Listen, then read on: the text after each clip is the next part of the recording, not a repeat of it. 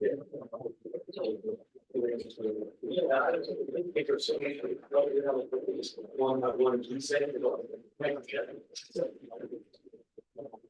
Yeah.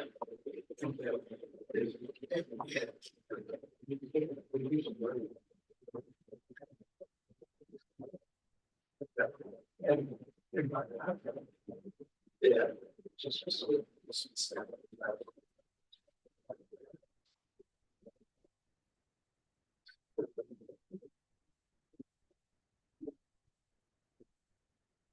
Right. Well, basically,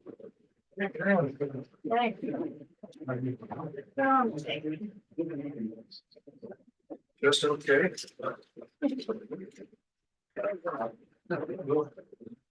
Some would say older, better, and years. Screen tells me I was going to ask you how he is. Yeah. Oh.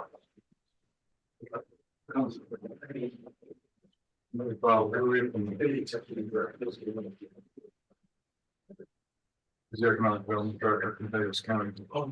I got the picture there. Ready?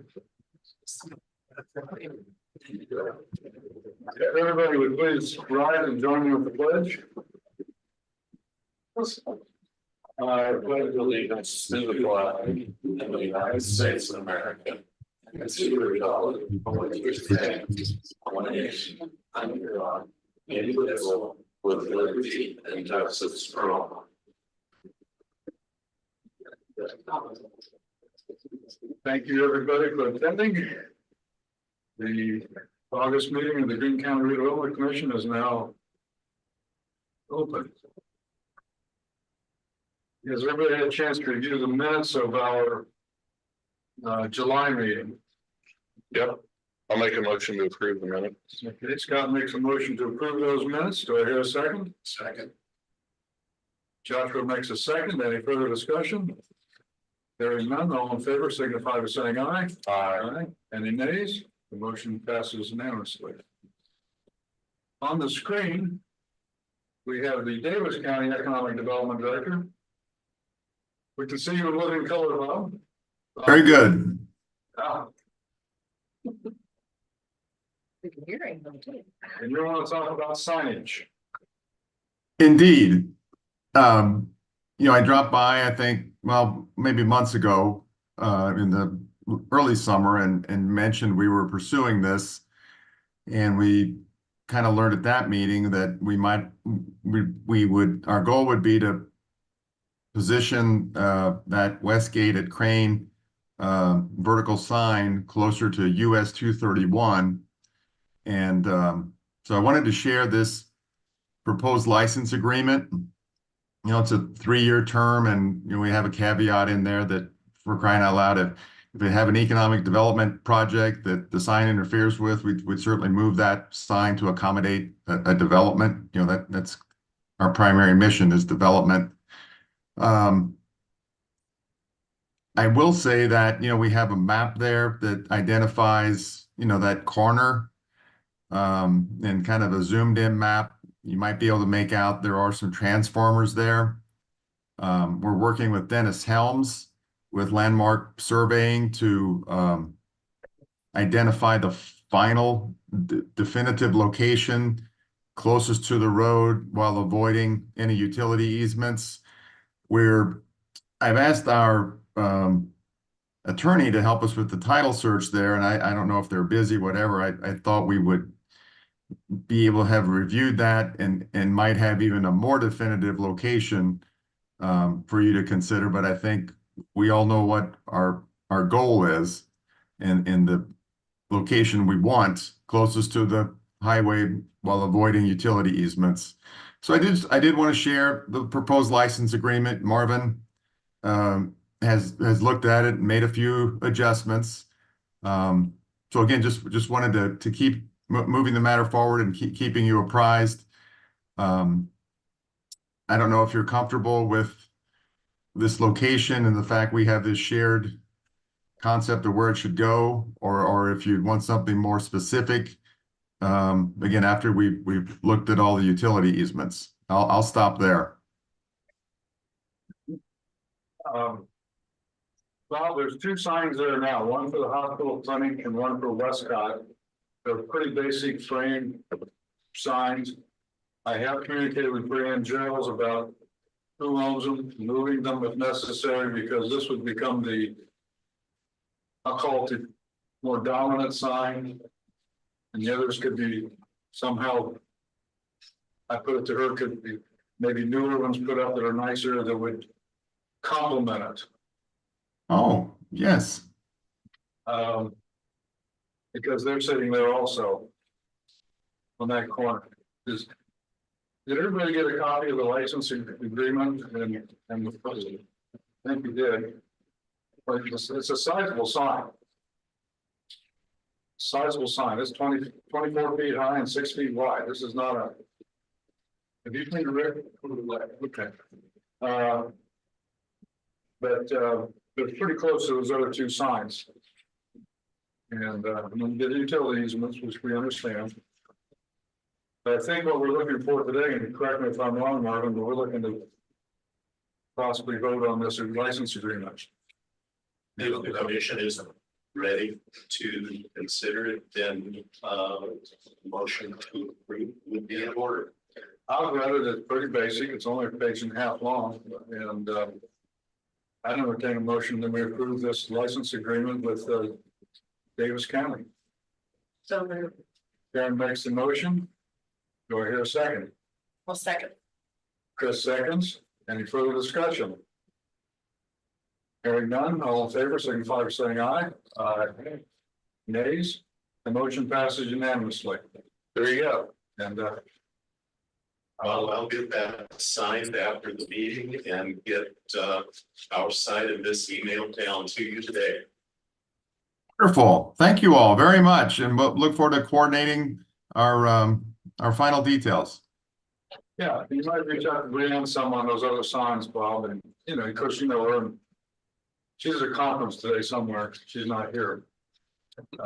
But yeah, move forward and everybody's information is put 6 signs total, Bob. There's going to be 6 up Yes. in different places around the park, and this is one of those 6. And part of the problem was going down by I-69 itself, the interchange.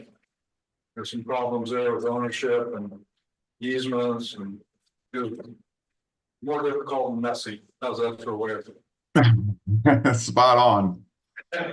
So anyhow, because we're seeing this in Westgate, so. Okay, well, thank you. And Marvin, do we need anything else with Bob or? On this issue, I believe that concludes the matter. Okay, okay. Thank you, sir. Very good. Thank you all. Bye-bye. Bye. Okay.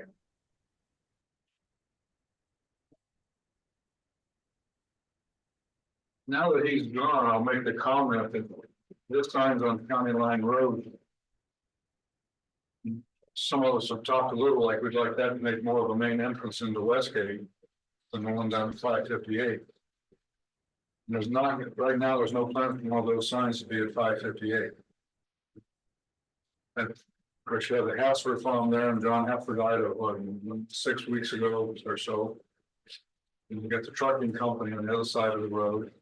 And if the others are going to be more internal. This will be the one sign that's out there. So to a certain extent, it helps make our County Line Road a main entrance into the base. Is what it does. And I can't speak for Westcott, but I can for the hospital. We'd be interested in upgrading there ourselves. okay, So if we could do something together and do Westcott and do the health clinic and anything that we're gonna have on that road. Like we do. mhm. Well, with the nicer science, did some plywood on some floor boards, well, that would be fantastic. Yeah, they're just, I call them basic signs. That's there now. And So can you task Brianna with that, and see if you can't get her to coordinate that with all of us? sure, I've already communicated with her about that. And so I'll press her further. Yeah, let's see if we can't get it. We're gonna try and get people to turn off there, but let's index all the stuff that's on that road.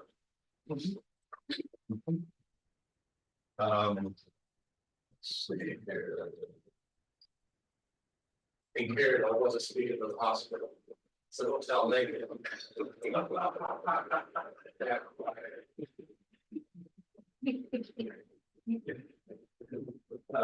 No, thank you though, Rick, that's. Yeah, we might have seen upgrades. Yeah. And, okay. Next item on the agenda is approval of claims. There's only.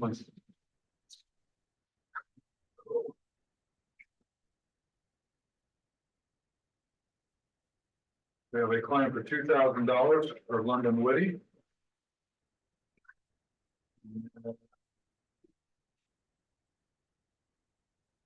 $930 for Big Bear Ridge. Those are your only two claims. This morning, See what? we just got a mowing one this morning. I don't want to say I haven't seen it, and okay, I entertain a motion to pay these two invoices. I'll make the motion. Scott makes the motion, do I hear a second? Second.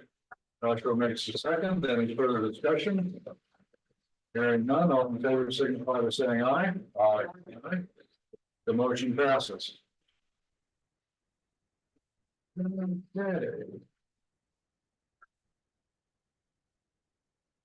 Next on the agenda, we have our friend Jim Higgins from London Witty, who's going to go through our financial package with us. So we better understand it. How's that, Jim? The floor is yours. Good morning, and I appreciate that. I don't know if I can film that presentation. But you could, given the semi-annual update of the position of the commission, it is much better than it's been in the past. The commission, the commissioners, the council took some action several years ago to make things better and to right size some things, especially dealing with the bid. And so you have positive cash flow projected. Now through what is essentially the end of the period of your substantial increment generation, which is 2032. Which would be the expiration of the original TIF areas that were established. And so roughly 87% of the increment that you get each year will fall off in 2032. Also ties to the expiration of your one piece of debt that's outstanding.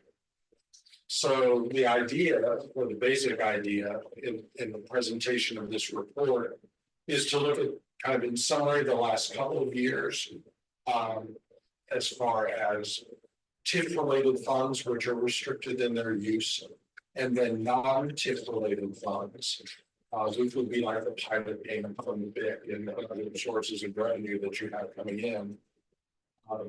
We look at 2024 year to date.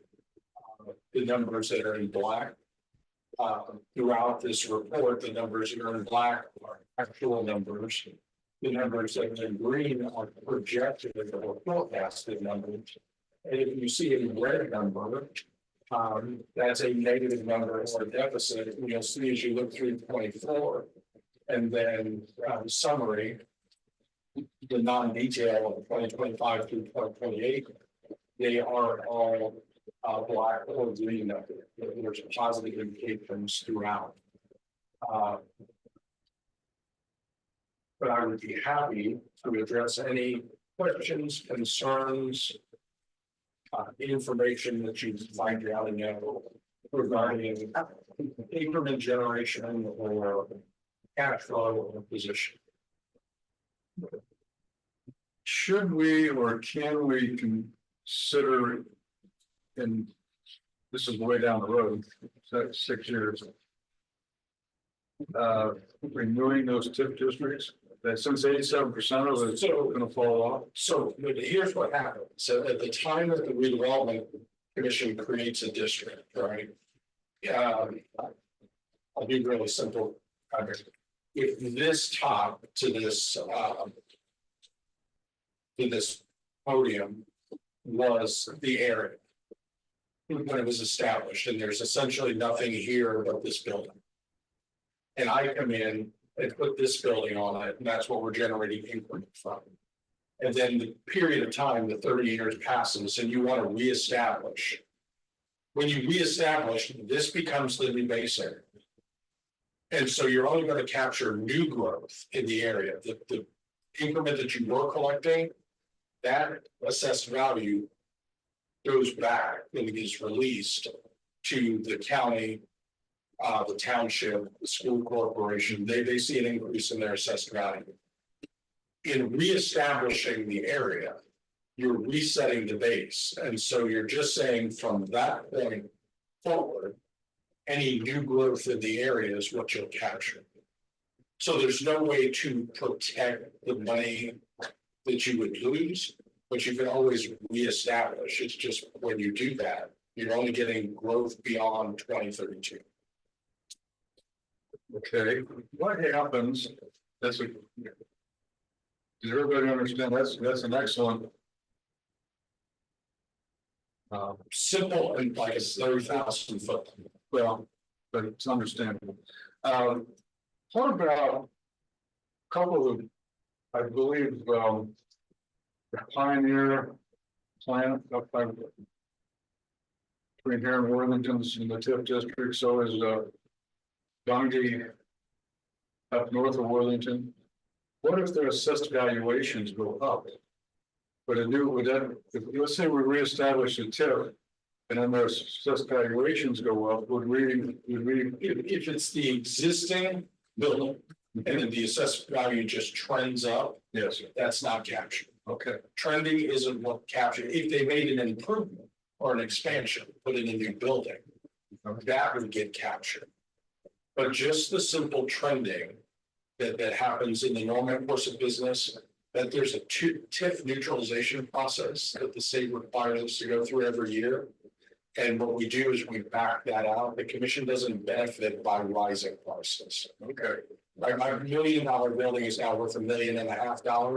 We don't see the extra $500,000. We only see the original $1 million that we were capturing. And the benefit of that flows to the other tax benefits. So just the simple growth and assessed value is not going to get you. I was wondering, you know, see how that works, because this is something we just haven't hardly done anything the last few years with new TIF districts or, you know, we've just been pretty moving along, but like I said, our cash flow and everything is much improved because of what the commissioners did, the council. We're in a lot better shape than we were. Jim, how's that affect personal property? Well, business personal property is a separate category altogether, and so if we were collecting it now, it would be because we're designated by taxpayer. So if a new business were to come in and be located within the TIF district, and it was some type of manufacturing concern or process that had a business personal property tax component, we would capture the real property improvements on that building. In order to capture the business personal property, this body, along with the commissioners, would have to designate that specific taxpayer as a designated taxpayer so that we could capture their business personal property. Business personal property in new growth is not an automatic capture. So new manufacturer comes into the TIF area, we automatically capture their growth in real property improvements. If we wanted to go through and capture their business personal property and have that included in our TIF capture, we would have to go through the same steps as establishing a new area. We would have to have a declaratory resolution before this body. We would have to prepare a tax impact statement to tell the entities. We would have to go before the county commissioners. We would have to come back and hold a public hearing before the redevelopment commission to establish the area and then pass a confirmatory resolution. And you have to do that each time you want to capture business personal property. You can't like make a blanket statement and say, well, in this particular area, we'll capture all. We'd have to physically name the taxpayer that we want to capture to get that. So that's true of people that are building now, if we want to capture their personal property. If you want to capture their personal property, we have to We're do doing that now, so that's true of the hybrid and stuff, right? Otherwise, that assessed value goes to the base. And that increases the assessed value of the school, the township, the library, the county. Whoever's got a claim on the taxes generated in that area.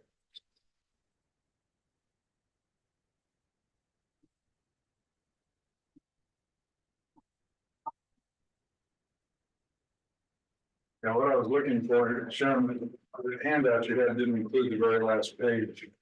Which has, at least mine doesn't. Which has the projections out to 2028. That's what I was looking for here. Well, you probably ignore Jim. Yeah, I've got a with me from the original email. Okay, well, it wasn't on mine. It's okay. Okay, because it shows our cash balance is moving along nicely in the next few years. And shows what happens in the different townships, etc. Does anybody have any other questions? What is the big payments that were suddenly, not suddenly, but recently? Finally isn't. Well, Marvin, let's jump it in there, yeah. So how does that impact? Yeah, so are those numbers in here? They are, so if you go down to the bottom of that last page, in the non-TIF funds, you'll see the battery innovation pilot payments, Yes. that are projected. Those payments and the structure of that final agreement with the BIC was that they made a substantial cash payment to kind of catch up, because they had two components. And all their money that was in the rear that they owed us from prior years. And then going forward for the balance of their agreement, which tied to the balance of the bonds, which was a 20-year period from the date it was built, so 2032. And so they agreed to make a down payment that they did for about $250,000, give or take. And then they would pay the balance of that money that was owed, which was probably another $800,000 or $900,000 over a 10-year period. And then pay current payments for the remaining 10 years. So that will run through 2032 and then stops. Because that was the original agreement. They agreed to pilot payments so long as to run coterminous with the original bonds, which was a 20-year term. And you've answered the question, because this paper stops in 2028. Only went out 5 years. In my world, a projection beyond 5 years, who knows? Right, but it is, we hold all things constant for the 5 years, just so you get a relative idea. Right, but that's what I was doing, was tying it in with that 2032 date. Yes.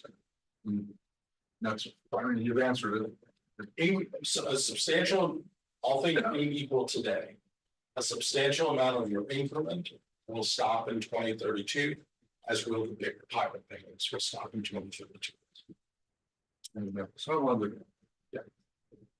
And that's not to say there's not new growth out there that's going to occur or pop into some of the other areas, because if you recall, everything's one giant TIF district in the county. We said we just kept expanding. So in 30-year increments, the first piece falls off, and then a couple of years later, when we expanded, that piece will fall off, and eventually, all the areas will fall off. But there's an opportunity between now and then that you might create new areas that would generate more revenue. Right. But most likely you're creating a new area because you need to provide some type of an incentive or improvement to those places that are coming. So that whole cycle starts all over. Okay. Any other thoughts, questions for Jim? I mean, we haven't done many numbers here. We got it. That's a nice day for a jerk. Nicer, you have 69. Yeah, you got a new interchange. Much nicer. Yeah, we opened up that interchange, yeah. Real good. Yeah, I'm kind of wondering if we'll increase the traffic flow on 69 down here. Yeah. Traffic flows are what the big boys use, traffic counts, when it comes to putting in some different kinds of businesses. So for economic development, traffic counts become important. So, no other questions for Jim? We understand what is the documents and it's we have one banker here, so we understand he looks at this stuff all the time.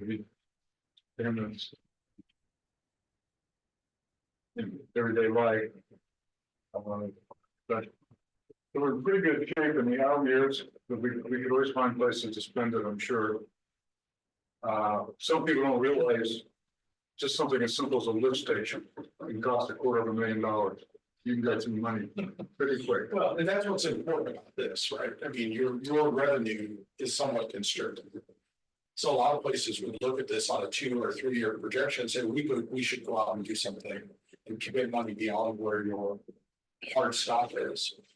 And so as long as you keep in the back of your mind that revenues fall in 2032, you don't want to be spending, you don't want to be spending revenues you're not going to generate. I guess a follow-up question to my question about personal property, if we don't take that on at the beginning. Then you can't go back, right? You can't go back. What you would get is an additional. So whatever they initially put in as an investment, you wouldn't get. But if they added to it at a future point, the increased value. So if they put in machinery and 5 years later updated their machinery, and that's the point that you decided to capture, you would get the updated value. The growth in the value from what they had to what they put.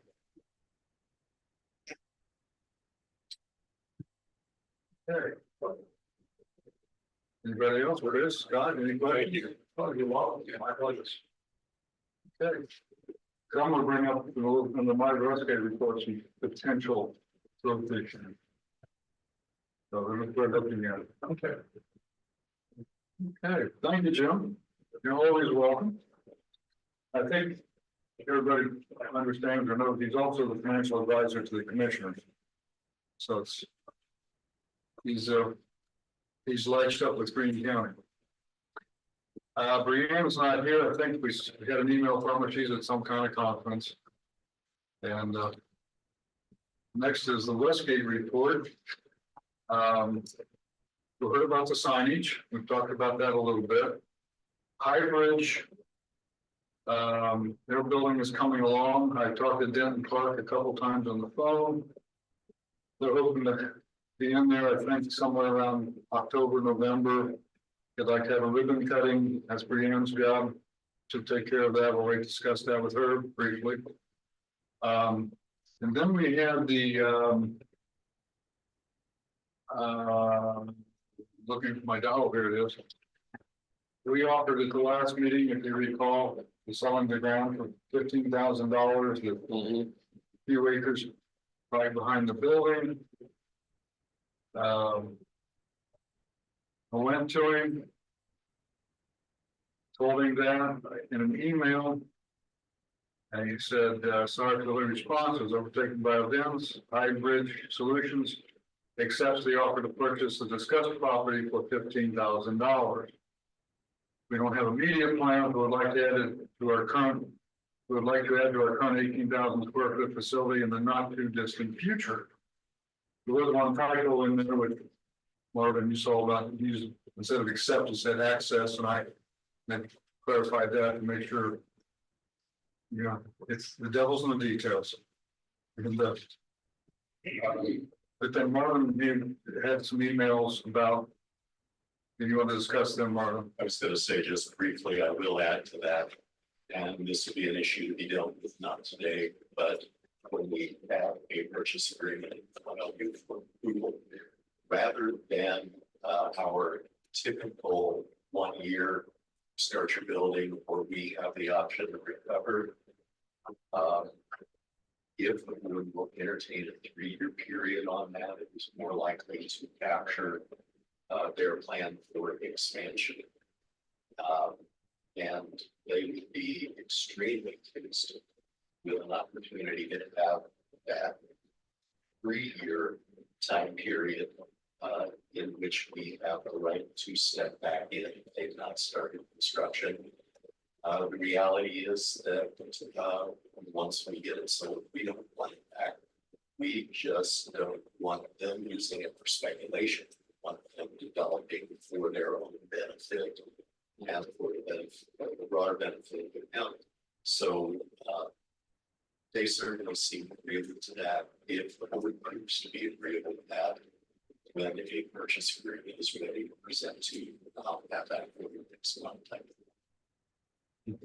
Gave about to quickly this month, given everything else that sure you with to get that put together.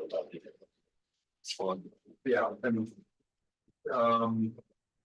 2 days ago, Dan came back to Marvin and me and said that would work for us. 2 to 3 years is a long time, and a lot can change. I appreciate the flexibility on this.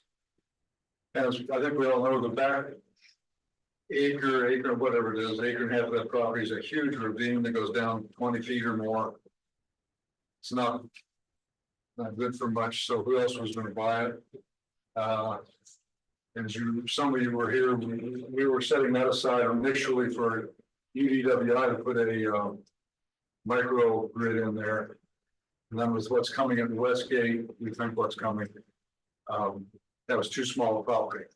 So they backed away from that. So all of a sudden that little acreage was available. They're sitting there, building their building in front of it. So I'm happy with this, and I have no problem with giving them that longer extension of time to do something.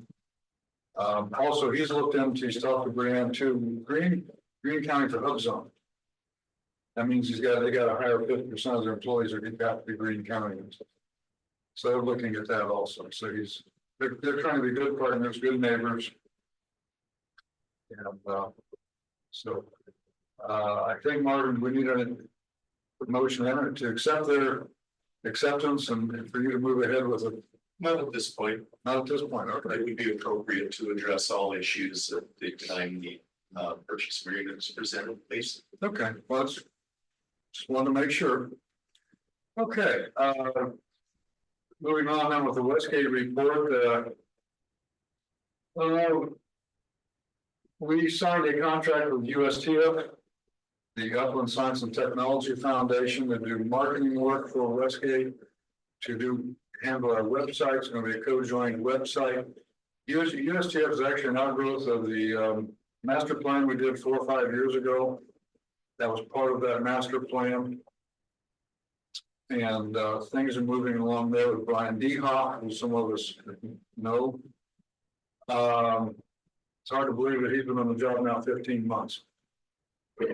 On his racing on. The Westgate 1 is still on the drawing board. They're still waiting for the CHIPS money to come from the federal government. It just takes forever.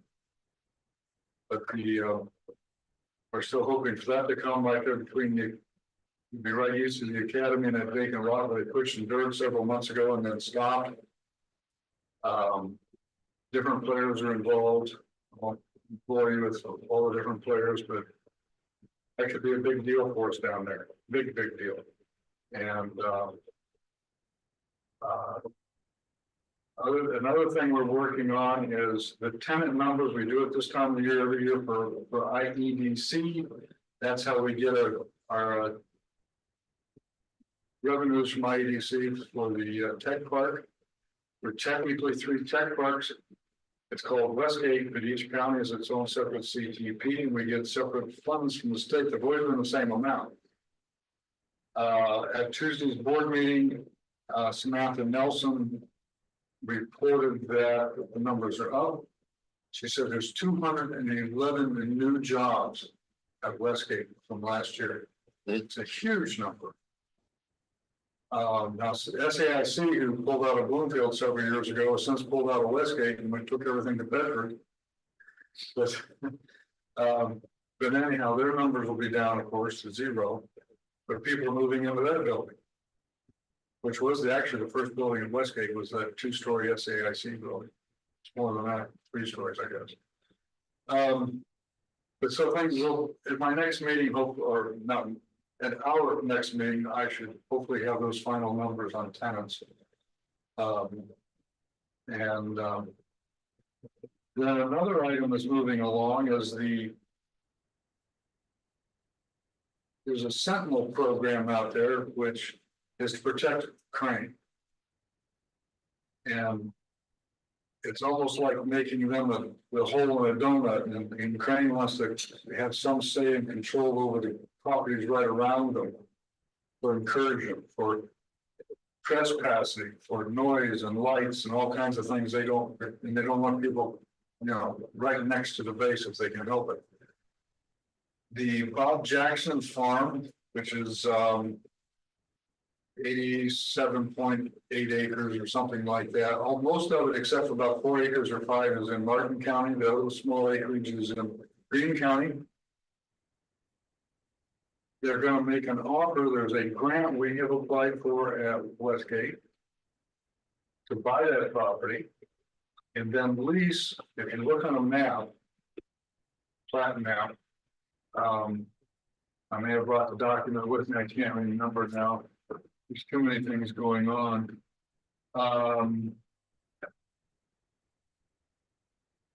The north of his farm and to the south, MDOT owns properties. And that those were reclamation properties for I-69 from 10 years ago.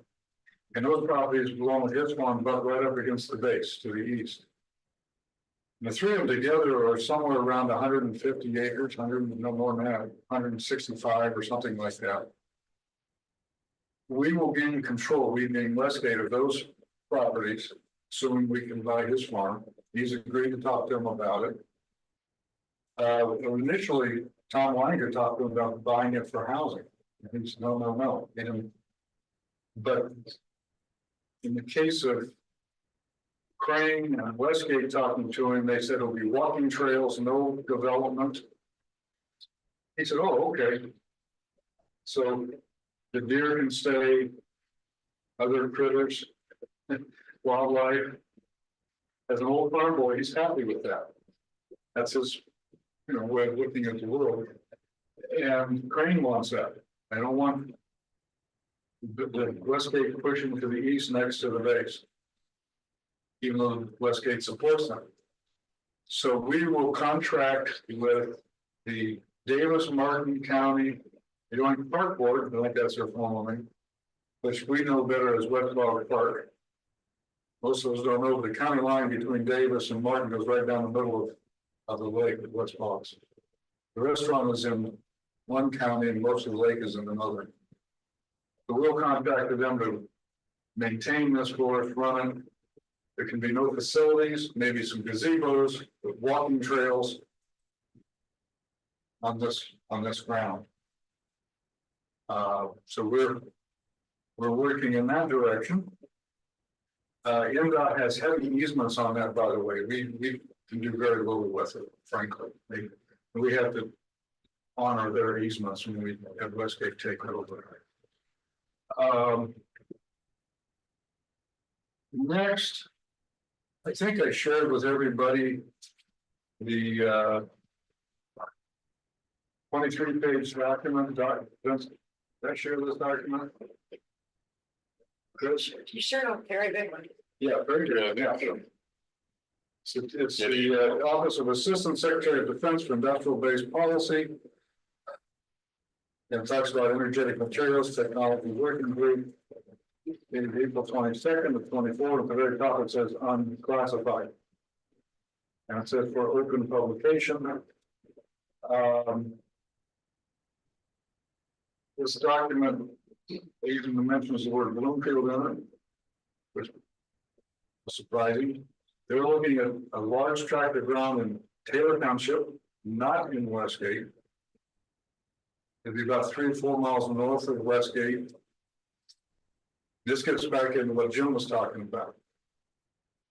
I've had a couple discussions with Ian Ward and Chris Jeffers at IEDC. I said, would we want to consider including, assuming this comes about. And I'm talking with Simon Shoemaker at the American Center for Manufacturing Innovation, who's named in that document. They go by the acronym ACME, ACMI. They're named in there. And would we want to increase our certified tech park to include this ground? Try to develop a second certified tech park, which have its own funding. Keyword there. Or not have a certified tech park at all. And then there's another thing out there. I can't remember what IDD stands for. It's Industrial Defense Development or something. They used to call it LEAP, Marvin. Remember when the state came up with that a year or two ago, and I made a comment on here. Does that mean they can leap over us? They did that up at Lebanon. That's where they got involved in this. The big tech park they're developing at Lebanon. So we need down the road. If they purchase this property, I'll know more this afternoon when I have a discussion. Initially, they were going to try to buy it and close on it in September next month. Until they close on the property, it's just talk, let's be honest. If you look at that document on page 10 or so, there's a lot of money there. And a lot of money. So that's something down the road we need to be thinking about, considering that property right now is not in our TIF district. If you look at a map of the TIF district, which Sharon's put out and Marvin's put out, it's one, as Jim said. The initial one was up around Bungie and Pioneer and came down 231 and came across 54/231 to Bloomfield and south to Westgate. It's just a ribbon that goes down. This ground they're talking about is off Harvest Church Road, north and south of Harvest Church Road. There's some large tracts of ground there. It's fairly hilly. That's okay. They don't mind that for various reasons. But it could mean a lot of development, which makes you bring up strong housing more important. More people. We need housing. We really do. This could be a huge project in Greene. People that goes by the code name Raven, looking at another property, maybe better suited for this one because of what they do. And they were looking at some other property down closer to the tech park, 157 acres. So anyhow, just a lot going on. Greene is still talking about the hypersonics building in Westgate. Greene is a lead agency for all the Navy for hypersonics. By the way, this stuff that goes really fast. I think it's In excess of Mach 5. yes. That's what if I remember, Marvin, which Mach 5. 5 times the speed of sound. That stuff that moves really quickly. The Air Force, they also co-joined in with the Air Force and the Army, and the way it's been explained to me is they're not the lead, because you get into the politics of the different militaries. But a lot of the technical work's done at Greene, but they have different launch platforms for these things. The Air Force may use a B-52 bomber or a B-58. The Army might use different kinds of platforms. We would use submarines in the Navy. So because they're different platforms, they're not the lead for all of the Defense Department, but they're one of the leads. So Greene is playing a big role in hypersonics. The building they're talking about building down right on the north side of 558 would not have a wind tunnel in it. There's a wind tunnel under construction at West Lafayette. The tech park up at Purdue. This would be more offices, technical offices, managerial admin offices, things like that. But that's probably, that will, Crane wants to build it there on that flat area, just on the north side of 558. So that's moving along. So that's a long report, but I'm sure, I'm sorry I didn't get it to you earlier. But if you want, I can clarify or anything, but any questions, thoughts? There's a lot going on that could include us down the road, or should include us. Let's hope. So what's about? I said, let's hope. And says, looked at Joshua and said, that's because he's on Brian's board. You're the secretary, treasurer. VP, yeah, well, see, I can't remember. Well, there's my fourth board meeting this week, so if I fall asleep up here, don't just wake me up. But what gave when I was there 3.5 hours Tuesday, because of all this stuff. It was a long meeting. Also, I forgot to mention at Westgate, we are going to bid out the Purdue Research Foundation's contract. It's never been bid out. It's public information. We pay them $750,000 a year. And our budget is only call it $1.4 million. It's not a huge budget, so you can see half our budget goes to them. And so we're gonna, but we're also in discussions. And this came up as recently as yesterday afternoon's UST board meeting. But how do you, I'd like to see us talk about some kind of consortium where Purdue, Westgate, USTF, Crane Naval Base, Westgate, maybe some others. How do we all kind of have a more formal partnership where we're more joined together? ARI's down there, Applied Research Institute. They're in the academy. Their executive vice president for strategy is Brooke Pine from here in Bloomfield. Maybe some of you may know Brooke. Then the ROI in Bloomington, Radius down in Bedford. Over time, what's happened, folks, is this. I'm talking about all these. The state has set up these organizations, and they all overlap to a certain extent. It gets very messy because they have similar missions, maybe not identical, but similar, and they overlap. And it just gets, who do you talk to? Who do you go to for information? Who do you go to for answers? Who do you go to for funding? Dave Roberts used to be president of the BIC, is now the president of ARI. And they have funding. And so you can just see it's very messy down there. And then you have the 3 counties involved with different ownerships of the ground down there. It's just, I keep using the word messy. I don't know what else to call it. So how can we somehow clean that up a little bit? The confusion, the messiness. Egos get involved. Just to be honest, egos get involved in politics, and everybody wants to be the top dog. So, you know, who's on first, what's on second, you know. So I'm trying to pull that all together.